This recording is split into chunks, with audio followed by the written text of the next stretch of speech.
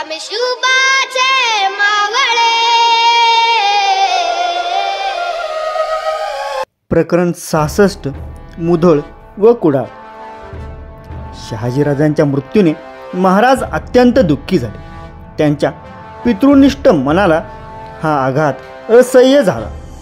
ते व्यथित मनाने म्हणाले, माझ्यासारख्या पुत्राचा पराक्रम महाराज पाहते तरी उत्तम होते। आपण आपला पुरुषार्थ कोणास दाखवावा? मागे अफजलखान मारिला व शास्ताखानास शास्ती केली, पराभवाते पावविला। कित्येक गड घेतले व शहरे मारिली आणि पागा शिलेदार लष्कर 40,000 केले।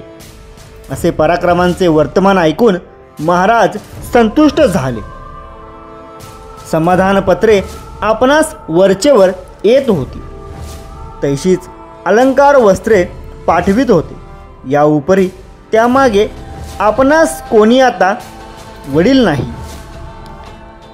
दुःखात सुख एवढेच होते की आईसाहेबही सती जात होत्या, त्यांना माघारी फिरविण्यात मोठ्या मुश्किलीने यश आले। आता केवळ आईसाहेबांचेच मायेचे छत्र उरले। या कठोर आघातामुळे ही माये लेकरे एकमेकांस अधिकच बिलगली। महाराज काही दिवस आईसाहेबांपासून हललेच नाहीत। आईसाहेब फार खिन्न झाल्या होत्या। महाराजांनी स्वतःचे दुःख गिळून आईसाहेबांचे सांत्वन केले। आता आपणच केवळ मला मायेचे छत्र आहात असे म्हणून ते आईसाहेबांच्या खुशीत शिरले। कैलासवासी तीर्थरूप महाराज साहेब शहाजीराजे यांचे श्राद्ध शिवाजीराजांनी अतिशय श्रद्धेने पार पाडले। त्यांनी विपुल द्रव्य खर्चून यथाविधी दानधर्म केला। शहाजीराजांचा सहवास महाराजांना वयाच्या 12व्या वर्षानंतर फारसा लाभलाच नाही। तरीही शहाजीराजांचे लक्ष आपल्या मुलाकडे आणि थोरल्या राणी साहेबांकडे सतत असे। आपल्या हातून जे कार्य घडू शकले नाही ते कार्य आपल्या पुत्राच्या हातून साकार होत असलेले पाहून त्यांना मोठी धन्यता वाटे। राणी जिजाबाई साहेबांबद्दलही त्यांना कौतुक आणि आदरच वाटे। वारंवार पत्रे व माणसे पाठवून आणि वस्त्रालंकार पाठवून ते दोघांचाही प्रेमाने समाचार घेत असत। अवघड प्रसंगी इशाऱ्याचे सल्ले लिहित असत। शहाजीराजांचा एकूण कौटुंबिक पसारा मोठा होता। जिजाबाई साहेबांशिवाय त्यांना तुकाबाई साहेब आणि नरसाबाई साहेब नावाच्या राण्या होत्या। तुकाबाई साहेबांच्या पोटी एकोजीराजे यांचा जन्म सुमारे 1631 साली झाला। नरसाबाईंच्या पोटी संताजीराजे या नावाचे पुत्र जन्मास आले। याशिवाय राजांना उपस्त्रिया अनेक होत्या। रायभानजीराजे, प्रतापजीराजे, भिवजीराजे व कोयाजीराजे हे राजांचे दासीपुत्र होते। तेही आपापल्या परीने हुशार व शूर होते।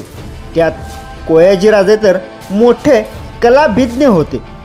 त्यांना नृत्यकलेचे उत्तम ज्ञान होते। शिवाजी महाराजांचे सख्खे थोरले बंधू कैलासवासी संभाजीराजे यांच्या पत्नी जयंतीबाई साहेब या शहाजीराजांपाशीच असत। त्या फार धार्मिक होत्या। त्यांना एक पुत्र होते, त्यांचे नाव उमाजीराजे। एकोजीराजांचेही लग्न झालेले होते। त्यांच्या राणीचे नाव दीपाबाई साहेब या फार दूरदर्शी, हुशार व अत्यंत सुस्वभावी होत्या। त्या स्वतः कवयित्रीही होत्या। शहाजीराजांची समाधी एकोजीराजांनी होदगिरे येथेच बांधली। समाधीवर कन्नडी लिपीत असा लेख खोदला, श्री शहाजी राजन समाधी। समाधीच्या पूजे अर्चेचीही व्यवस्था करण्यात आली. नंदादीप तेवत राहू लागला. या सर्व खर्चाकरिता होदिगेरीच्या शेजारील यरगटन हळ्ळी या गावाची सनद बादशहाने करून दिली. दुःखितांचे सांत्वन करण्याचे खरे सामर्थ्य काळाच्याच हाती असते. मानवाने करायचा तो केवळ कर्तव्याचा विवेक. महाराज थोर कर्मयोगी विचारवंत होते. दुःख झाकून महाराज राज कर्तव्याकडे वळले. सुरतेहून आल्यापासून महाराज राजगडावरच होते. राजगडाच्या ईशान्येस अवघ्या 5 कोसांवर गेले 3 महिने तोफा बंदुकांचा धडाका उडत होता. शाहिस्तेखानाने पुण्याहून निघून जाताना मागे ठेवलेले एका मशहूर राजपुतास, त्याचे नाव महाराजा जसवंत सिंह राठोड. जसवंत सिंहावर सर्वांचा असा रोष होता की तो शिवाजीला आतून फितूर आहे. केवढा अपमान त्या निष्ठावंत गुलामाचा हा. आपला आणि शिवाजीचा काहीही संबंध नसून शिवाजी आपला पक्का वैरीच आहे हे सिद्ध करण्याची कोशिश जसवंत सिंह करीत होता. त्याने पावसाळा संपल्यावर महाराजांविरुद्ध हालचालीस आरंभ करून एकदम कोंढाणा उर्फ सिंहगड किल्ल्यावर चाल केली. एकदम किल्ला घेणे तर जसवंत सिंहाला या जन्मी तरी अशक्यच होते. म्हणूनच तो गडाला वेढा घालून बसला. इसवी सन 1663 नोव्हेंबर. आणि महिन्यामागून महिने उलटू लागले. गड आपल्या जागेवरच होता. जसवंत सिंहही आपल्या जागेवरच होता. गंमत फक्त अशी घडली की महाराज त्याच्यापासून अवघ्या 3 कोसांवर सुरतेवर गेले आणि ती जाळून लुटून परत आले. जसवंत सिंहाला कल्पनाही नव्हती याची. तो कोंढाण्याच्या डोंगरावर निष्ठापूर्वक डोके आपटीत बसला होता.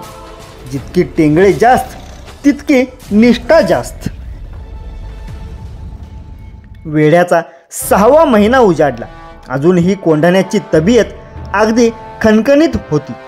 जसवंत सिंह अगदी टेकीला आला. अखेरचा प्रयत्न म्हणून गडावर एकदा प्रचंड हल्ला करण्याची त्याने जय्यत तयारी केली. अशा हल्ल्याला म्हणतात सुलतान ढवा. सर्व ताकद एकवटून अखेर एके दिवशी दिनांक 14 एप्रिल 1664 जसवंत सिंहाने गडावर जबरदस्त सुलतान ढवा केला. जणू रावणाने संबंध हिमालय उचलण्याकरिताच हात घातले. ताकदीची अगदी शर्त पण व्यर्थ. गडावरच्या मराठ्यांनी राठोडचा सुलतान ढवा मारून झोडून उधळून लावला. गडाखाली जसवंत सिंहाचा फार मोठा दारुगोळा होता. तोही एकाकी भडकला. सारा बारूदखाना खाक झाला.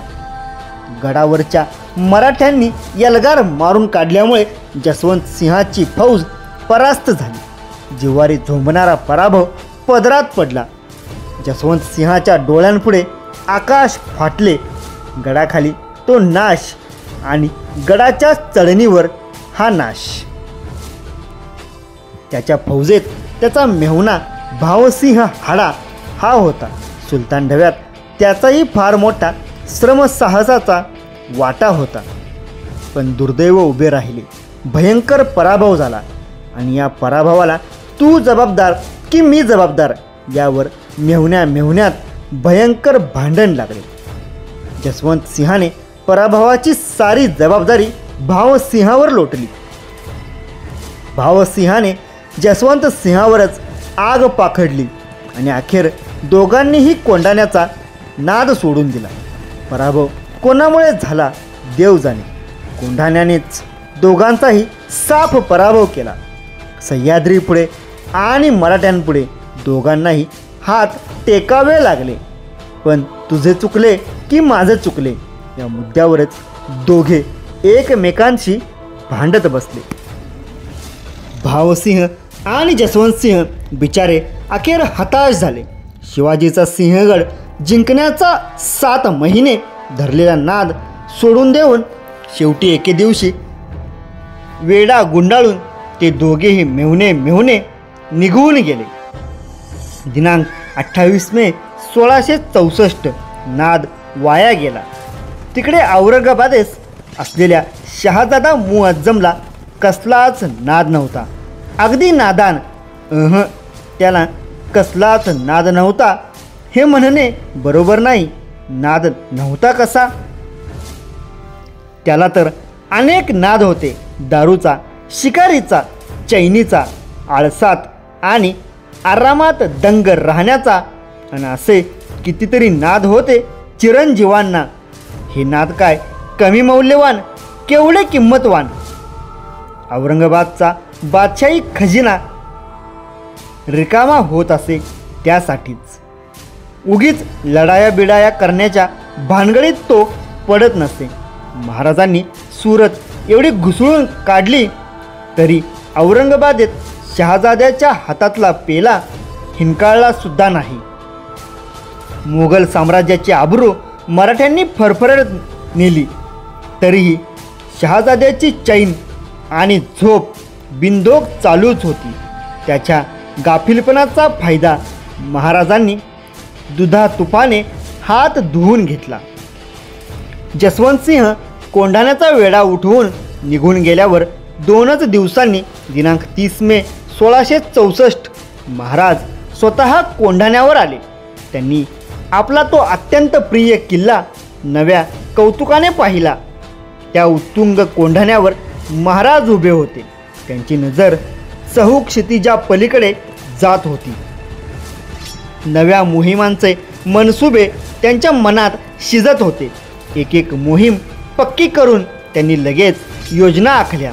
मोगलांचे सैन्य हताश होऊन परतल्यामुळे सीमापार स्वैरसंचार करावयाचा निश्चय करून महाराजांनी पंख पसरले. महाराजांनी नेतोजी पालकराला मोगली मुलखात धुडगूस घालण्यास पिटाळून दिले. आरमार वाट पाहत होते. त्यांनी दर्यासारंगास पश्चिम समुद्रावर शत्रूचे जहाज फिरकू देऊ नका, साप लुटून आणा, जाळून टाका, बुडवा असे हुकूम पाठविले. ते स्वतः जातीने फौज घेऊन स्वराज्याच्या उत्तम सरहद्दीवर येऊन दाखल झाले आणि आता मराठ्यांच्या भाला तलवारींची पाती मोगल सल्तनीत खोल घुसू लागली. नेतोजीने मोगल सरदारांना सतावून सोडले. त्याला आवरणे मोगलांच्या ताकदीबाहेर गेले होते. समुद्रावर भगव्या झेंड्यांची जहाजे दिसली की शत्रूच्या जहाजांना कंप सुंटू लागला. तेथे दयामाया नव्हती. दर्या सारंगाने अरबस्थानाकडे जाणारी जहाजे साप लुटली. स्वतः महाराज अहमदनगर प्रांतात घुसले. त्यांनी दुसऱ्यांदा अहमदनगर लुटले. पूर्वीही असाच एकदा त्यांनी छापा घातला होता. आता पुन्हा आणि त्यांनी औरंगाबादेपर्यंत धडक मारली. मोगलांचे हाल मोगलास माहीत. महाराजांच्या या वायुगतीच्या साऱ्या भराऱ्या मोगल सरदारांस सोसवत नव्हत्या. कितीही पाठलाग करा, ठाण्यांचे कितीही बंदोबस्त करा, कितीही फौज असू द्या, महाराजांनी त्यावर झडप घालून डल्ला मारलाच म्हणून समजावे. महाराजांनी मोगलांचीही दानादान चालूच ठेवली होती.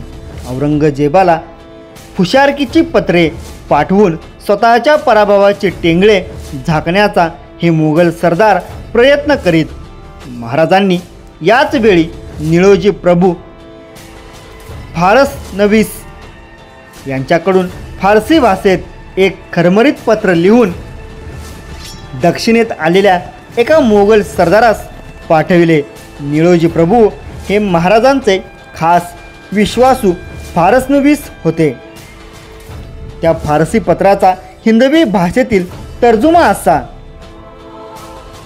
आज 3 वर्ष बादशहाचे मोठमोठे सल्लागार व योद्धे आमचा मुलूक काबीज करण्याकरिता चालून येत आहेत.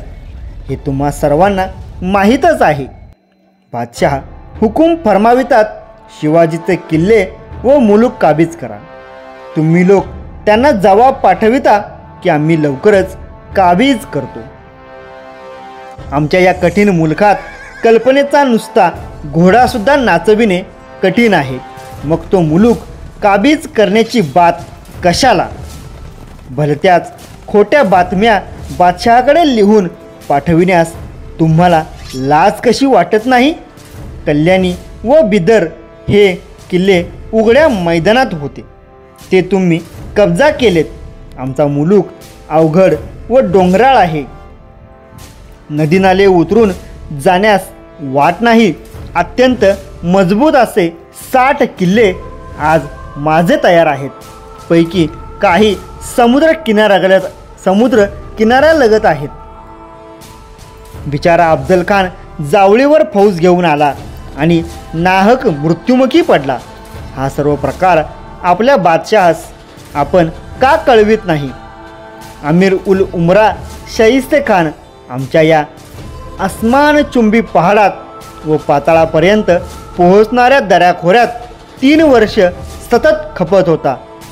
शिवाजीचा पाडाव करून लवकरच त्याला काबीज करतो असे बादशहाकडे लिहून तो थकला.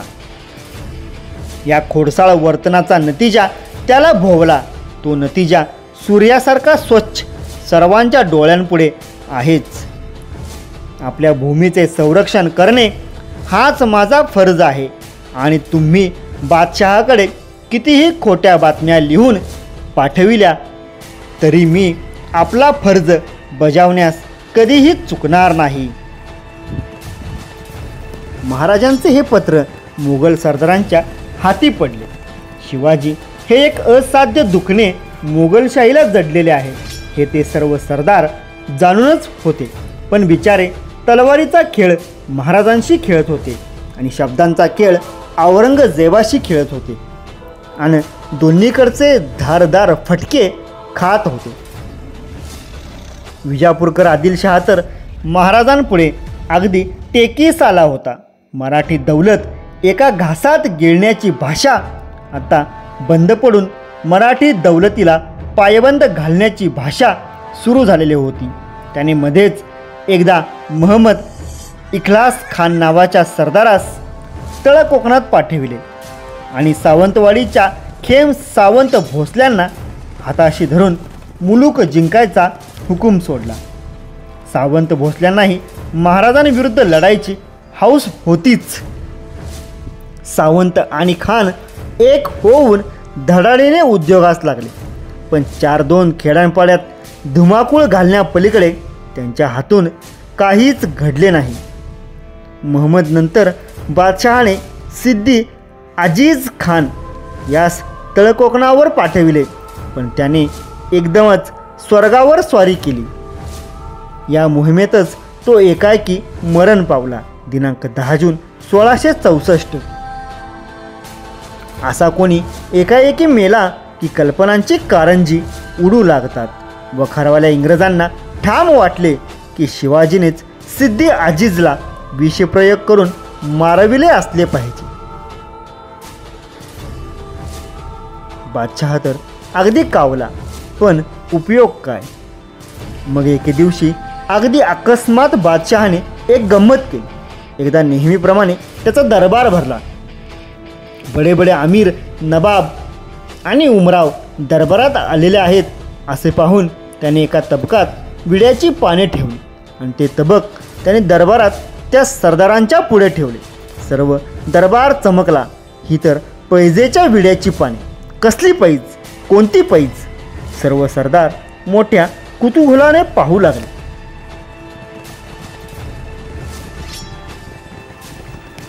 तेवढ्यात बादशाह अली आदिल शाह म्हणाला, बोलो, है कोई इस दरबार के वजीरों में से ऐसा बहादुर जवान जो शिवाजी के ऊपर दबाव डालकर आपके शमसारी का दिमाग बादशाह औरंगजेब को बता सके? आहे असा कोणी बहादूर जवान? आता आली का पंचायत? इथे शिवाजीचे नाव उच्चारले की चक्कर येते आणि हा बादशहा म्हणतोय की शिवाजीवर दबाव गाजवून औरंगजेबाला दिमाख दाखवा. मरायची लक्षणे. महाराजांची मोहीम म्हटली की सरदारांना व सैनिकांना मोठे संकट वाटे. पण तरीसुद्धा त्या दरबारात अशा निधड्या छातीचेही शमशेर बहादूर होतेच की जे हिरिरीने पुढे येत. याही वेळी एक पटाईत शेर पुढे आलाच. मोठ्या तोलाचा, मोठ्या इतबाराचा, सर्वांपेक्षा मशहूर. शमशेर बहादुरीत तर केवळ रुस्तुम आणि अक्कलमंदीत तर तजुर्बेकार अफलातून. कोण हा असा? खवास खान, आदिलशाहीतील एक नामवंत योद्धा. खवास खान चटकन पुढे झाला आणि तबकातील पैजेची पाने त्याने उचलली. बाकीच्यांना जीवात जीव आला. बादशहाची तब्येत निहायत रजावंद झाली. त्याने खवास खानाचा उत्तम सत्कार केला. स्वतःच्या हातात असलेली खास शाही तलवार त्याने खानास बक्षीस दिली. शिवाय सिरपाव दिला आणि त्याला हुकूम दिला की जल्द से जल्द मोहीमशीर हो. पुन्हा विजापुरात मोहिमेची गडबड उडाली. बादशहाचे हुकूम सुटले. सिद्दी सरवर, शाह हजरत, शेख मिरान इत्यादी सरदारांची खवास खानाच्या हाताखाली नेमणूक करण्यात आली. शिवाय बादशहाने मुधोळचा राजा घोरपडे बहादूर, बाजी घोरपडे यासही या मोहिमेत खवास खानाच्या फौजेत दाखल होण्याचे फरमान सोडले. आणखी एक महत्त्वाची गोष्ट घडली. खवास खानाच्या छावणीत भोसल्यांच्या घराण्यातीलच एक पुरुष महाराजांविरुद्ध लढण्यासाठी आपल्या स्वारांसह दाखल झाला आहे. ठाऊक कोण तो? एकोजीराजे भोसले, प्रत्यक्ष महाराजांचे बंधू धाकटे महाराज. खवास खान अगदी जल्दीने निघाला. इतक्या जल्दीने की त्याने सुभेदारीचा लवाजमासुद्धा बरोबर घेतला नाही. निघताना शाही खिदमतीच्या अभिमानाने मोठ्या जोशात तो फक्त एवढेच म्हणाला, मैंने बादशाह का नमक खाया है, अब मैं किसी भी बात की परवाह नहीं करूँगा. खवास खानाने इतके तडकाफडकी कूच केले ते अगदी बरोबरच होते. आपण विजापुराहून निघाल्याची बातमी जर त्या दगाबाज कपटी शिवाजीला समजली तर तो आपल्या वाटाच रोखून बंद करून टाकील. म्हणून त्याला खबर जायच्या आतच सह्याद्रीचा घाट, आंबोली घाट उतरून कुडाळवर पोहोचण्याचा त्याचा बेत लष्करी दृष्ट्या अगदी अचूक होता. तो बेळगाव गडहिंग्लजच्या रोखाने झपाट्याने आला आणि घाट उतरून कोकणात कुडाळच्या जवळ पहाडी भागात पोहोचलाही. खानाला वाटले की आपण एक लढाई यातच जिंकली. त्याने त्या अडचणीच्या जागी तळ ठोकला. या छावणीत बाजीराव घोरपडे मात्र अजून येऊन पोहोचलेला नव्हता. त्याचा मुक्काम मुधोळास स्वतःच्या घरी होता, पण तोही निघण्याच्या तयारीत होता. खवास खान दक्षिण कोकणात उतरल्याची खबर महाराजांस मिळाली आणि तेही अगदी तडकच फौजेसह निघाले.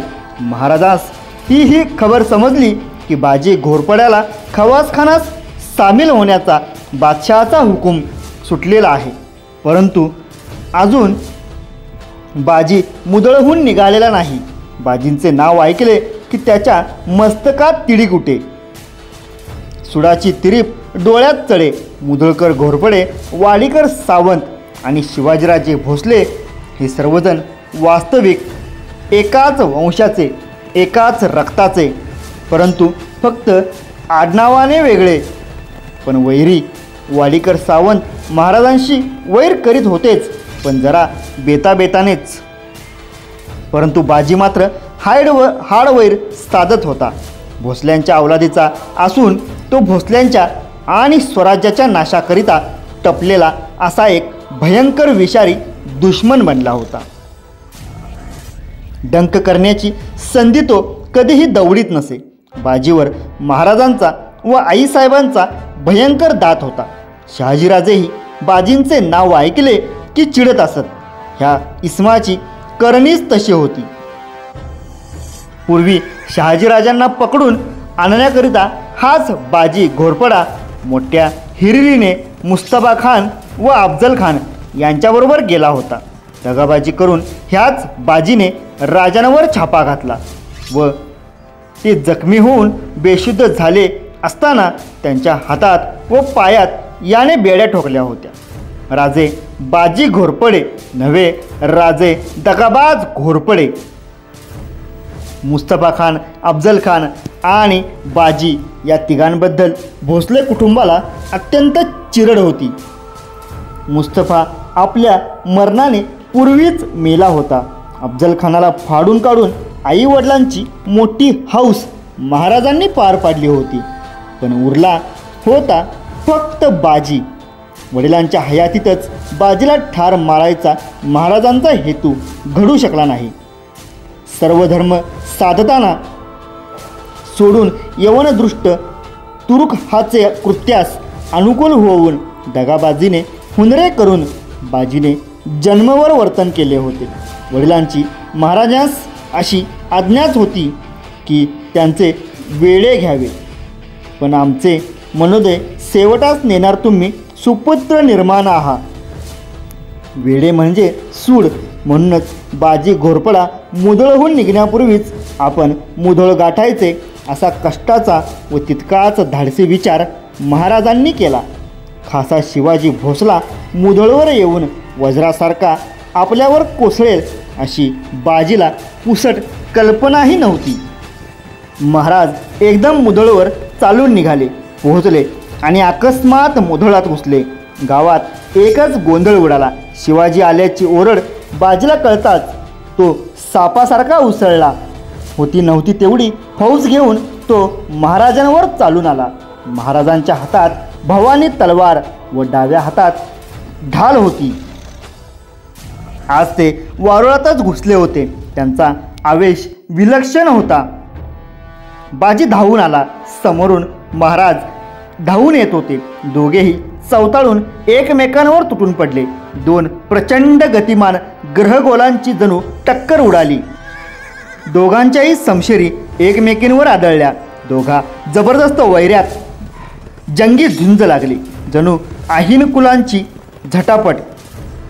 महाराजांच्या व बाजीच्या फौजेचीही घोर लढाई जुंपली. क्षणापूर्वी शांत असलेले मुधोळ आता रक्त ओकत होते.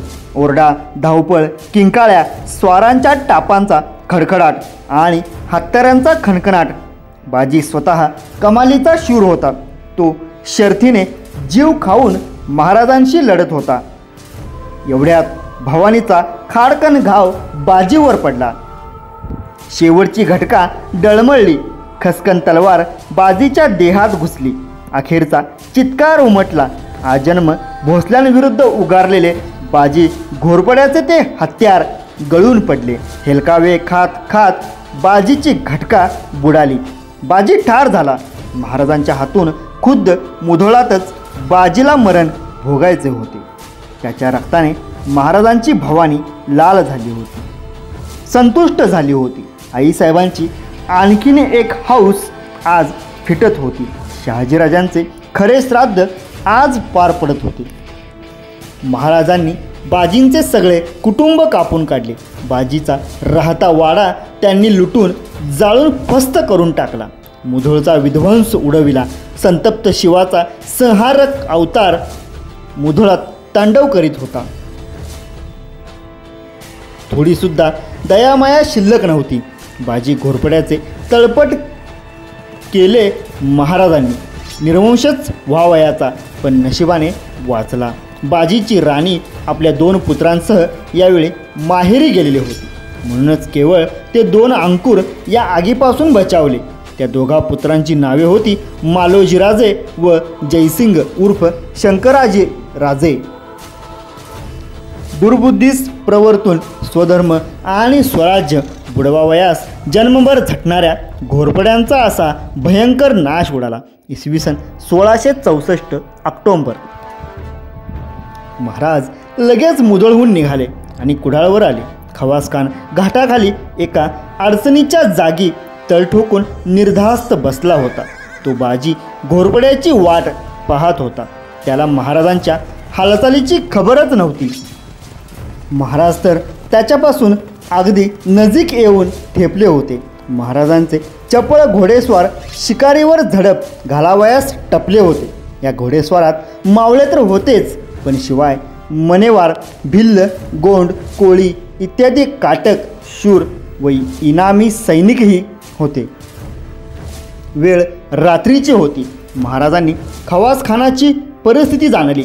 अशा वेळी आणि अशा जागी जर खानावर झडप घातली तर त्याचा चुराडा घटकेत उडेल हे महाराजांनी ओळखले. एवढा मोठा सरदार असा घुशीसारखा सांदी कोपऱ्यात चेचून मारावाच लागेल. तर तसा मारण्यापूर्वी त्यालाही विचार करायला संधी देऊन पाहावी असा विचार महाराजांच्या मनी डोकावला. त्यांनी लगेच आपल्या जासुदास बोलावले व आपला खास निरोप घेऊन त्याला खवासखानाच्या छावणीत रवाना केले. जासूद निघाला. महाराजांच्या निरोपात मर्दानी, दिलदारी आणि मराठी मिजाज भरलेली होती. खान आणि त्याचे लष्कर तंबू राहुट्यात आराम करीत होते. खानाला तेवढ्यात वर्दी आली की शिवाजी भोसल्यांकडून जासूद आला आहे. खानाने मोठ्या उत्सुकतेने त्या जासूदास हुजूर दाखल करण्यास इजाजत दिली, पण त्या उत्सुकतेत बेपर्वाही आणि रगेलपणाच भरलेला होता. जासूद आला. खानाने कारण पुसले.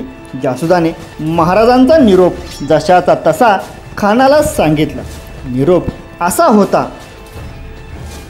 खानसाहेब, आपण मुक्कामासाठी अशी जागा शोधली आहे की जी मृत्यूचे घर आहे. कोकणची सर्व जमीन म्हणजे माझा हिस्सा आहे. माझी फौज पिशाच्याप्रमाणे आहे. कितीही कत्तल झाली तरी तिला काही वाटणार नाही. या डोंगराळ जागी मनुष्य आपल्या पावलाने येऊ शकेल, पण आमच्या पावलांशिवाय जाऊ शकणार नाही. दख्खनच्या लोकांमध्ये आपण फार थोर आहात आणि ते आपले मोठेपण मी राखू इच्छितो. तरी सूर्य उगवण्याच्या आत आपण येथून बरेपणाने परत जावे, नाहीतर एका क्षणात मी काय करू शकतो हे आपणास कळून येईल. जासुदाच्या तोंडून खवासखानाने महाराजांची ही रगेल दिलदारी ऐकली आणि त्याचा मिजाज बिघडला. तो संतापाने भडकला आणि रागारागाने त्याने जासुदाला जबाब दिला: मैं हजरत बादशाह का नमक खार खादिम हूँ.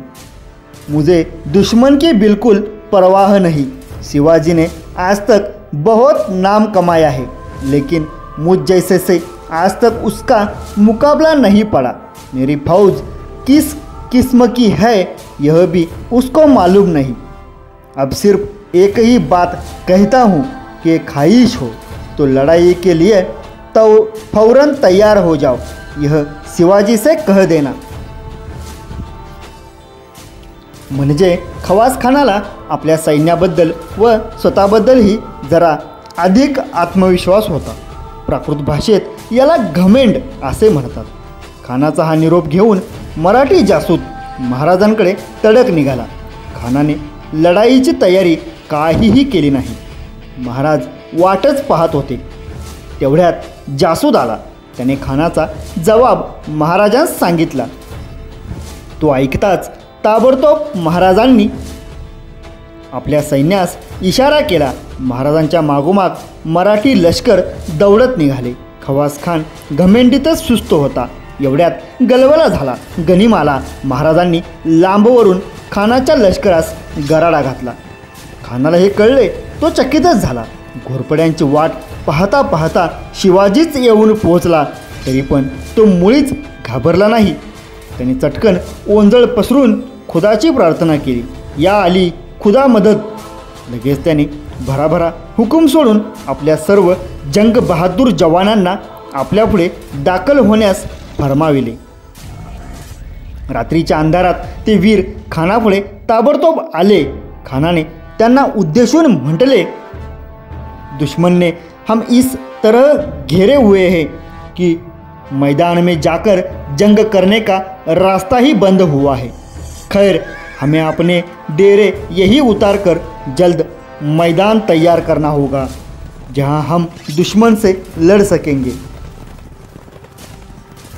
खानाला मोकळ्या जागेत उतरायलाही जागा उरलेली नव्हती, म्हणून खानसाहेबांनी ही तोड काढली.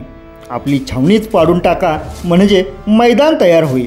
पण खान हे बोलत असतानाच दूर अंधारात महाराजांच्या सैन्याची धामधूम ऐकू येत होती. शत्रू अगदी उरावर आलेला पाहून तिकडे नजर फेकीत खवास खान म्हणाला, यह शिवाजी बड़ा चालबाज और जलील है. कई लोगों को इसने अपने उंगली के इशारे पर नचाया है, लेकिन आज तक मेरे जैसे जंग बहादुर से उसका पाला नहीं पड़ा था. मैं शाइस्तेखान नहीं हूँ कि उसके पंजे में फंस जाऊँ. इस शिवाजी की ज़िंदगी बुझाई से भरी हुई है. मैं इसका बदला आज लूँगा. तुम भी अपनी अपनी जगह पर होशियारी से रहना. दुश्मन चाहे हमसे ज़्यादा होंगे मगर परवाह नहीं. सामने आने वाले हर एक गनीम को कत्ल करो. जहाँ हमारी कमजोरियाँ नज़र आएगी मैं खुद वहाँ हाजिर होकर गनीम से मुकाबला करूँगा. खवास खान एवढे बोलतोय न बोलतोय तोच चहूबाजूंनी सटासट बंदुकीच्या गोळ्या येऊ लागल्या. ताबडतोब धावाधाव सुरू झाली. खानाचे शूर हशम मराठी सैन्याच्या रोखाने तुटून पडले. तसेच अनेकांनी मराठ्यांच्या रोखाने तीर व तुफंग सोडण्यास सुरुवात केली.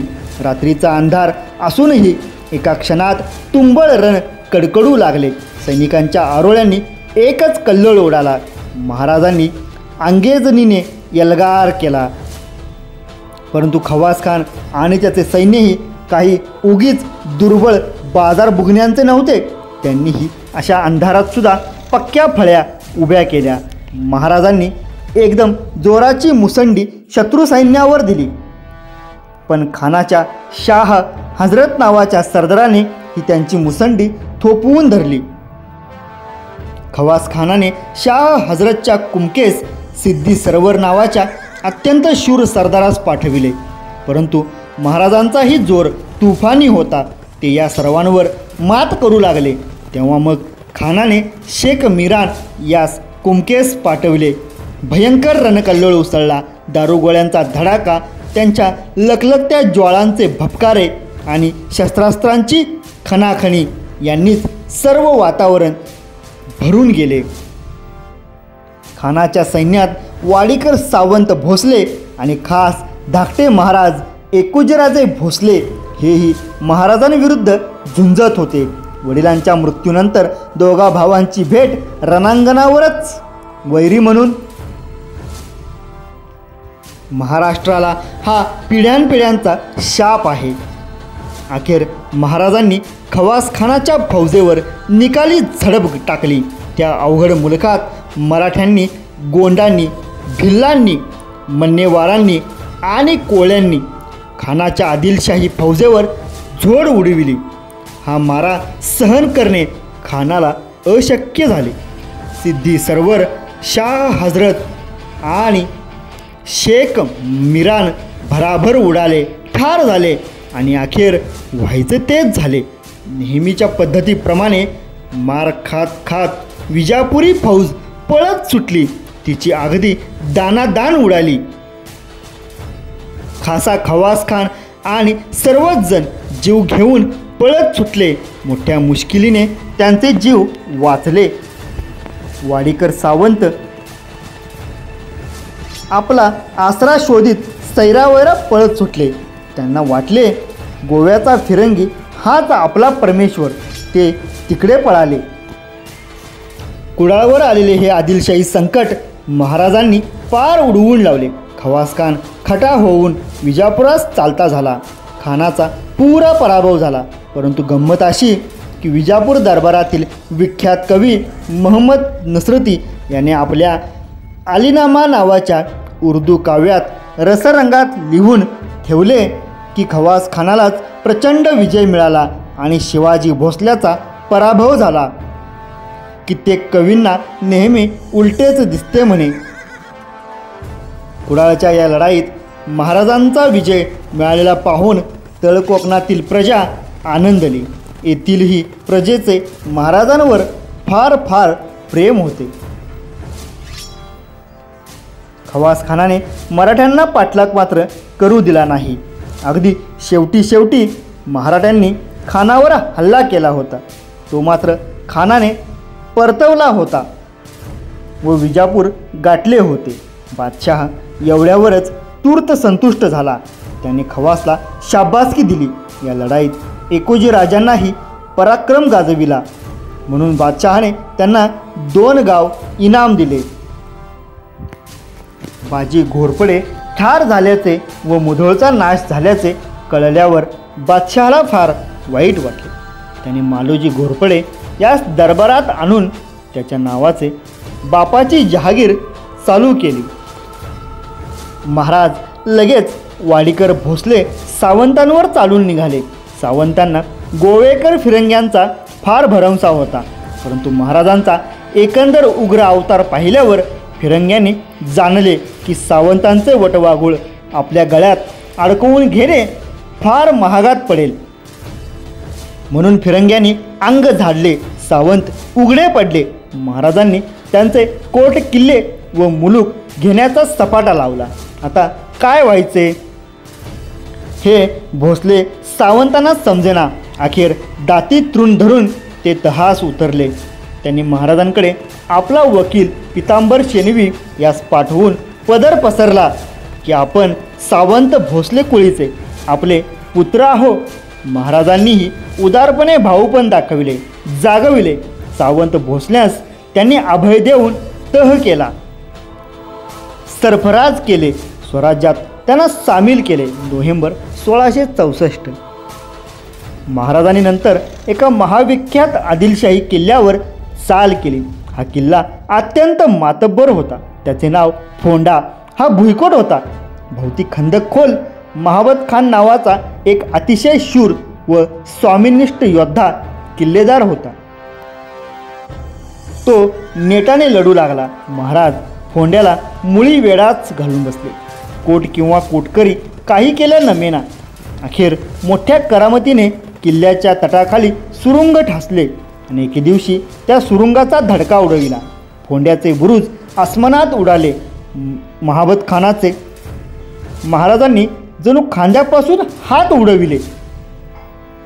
मराठे हल्ला चढवून फोंड्यात घुसले. अखेर महाबत खानाचा उपाय हरला.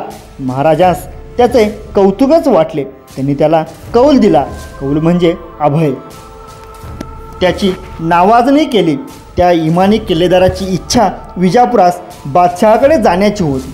महाराजांनी त्याचा मान करून मोठ्या सरफराजीने त्याची विजापुरास पाठवणी केली. महाराजांचे लक्ष मग गोव्याकडे वळले.